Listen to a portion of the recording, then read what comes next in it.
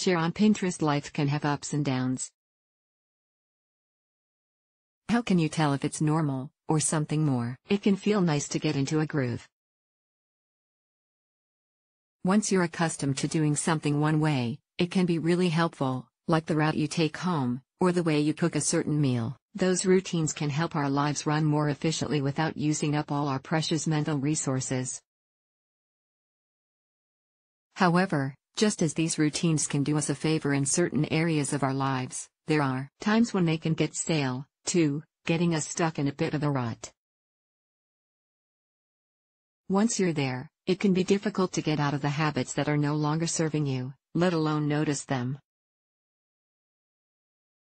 One such area of our lives where we can get into a rut is in our mental health treatment plan.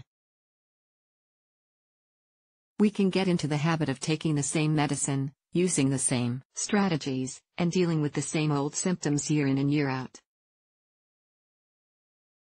One of the most damaging parts is that because our routines feel normal to us, we may take too long to recognize it for the hindrance it is and get back to thriving.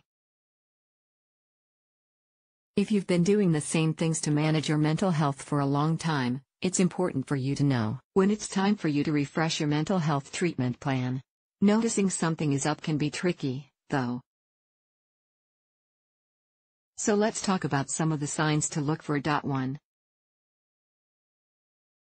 You feel a bit flat. Don't get me wrong, you don't need to feel joy all the time to be effectively treating your mental health conditions, but you don't need to feel glum and gray. When we're treating ourselves for our mental health, it's easier to brush symptoms off as a bad day when it could actually be cause for concern.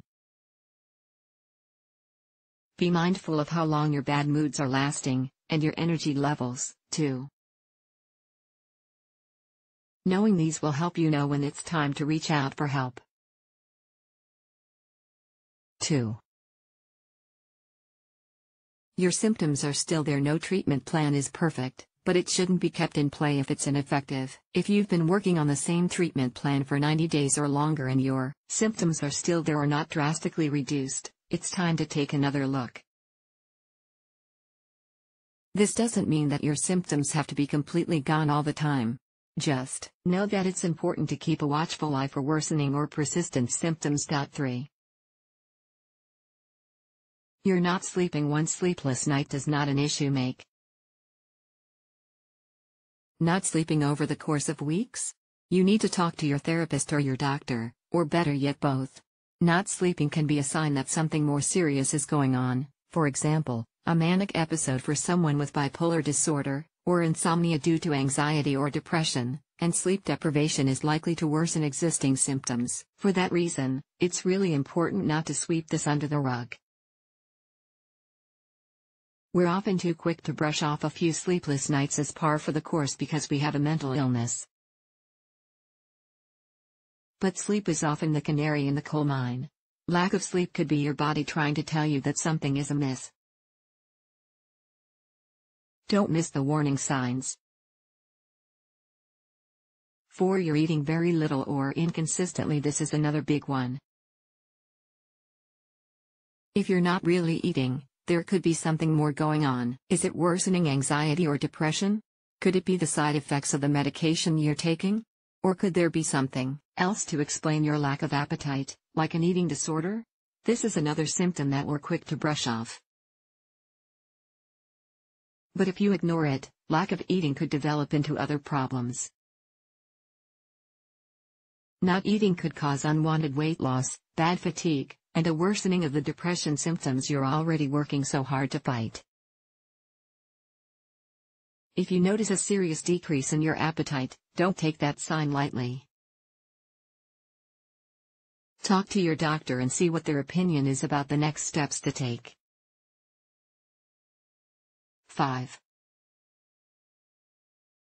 Your interpersonal relationships are suffering. Are you fighting with friends? How is your marriage right now? Is there a family feud ongoing? Sometimes when we're on the outs with everyone, it's not them, it's us. Once, when I was in an extremely toxic relationship, I looked up and found that one by one, many of my friends had disappeared. It was only then that I realized I had allowed my mental health to suffer as a result of that relationship, and my friends went out the door along with my mental wellness plan. Remember, though, it's never too late to fix things and rebuild bridges. 6. You're crying more than usual. Crying is an easy way to tell where you're at emotionally. The evidence is literally running down your face. Do you find yourself feeling more weepy than normal?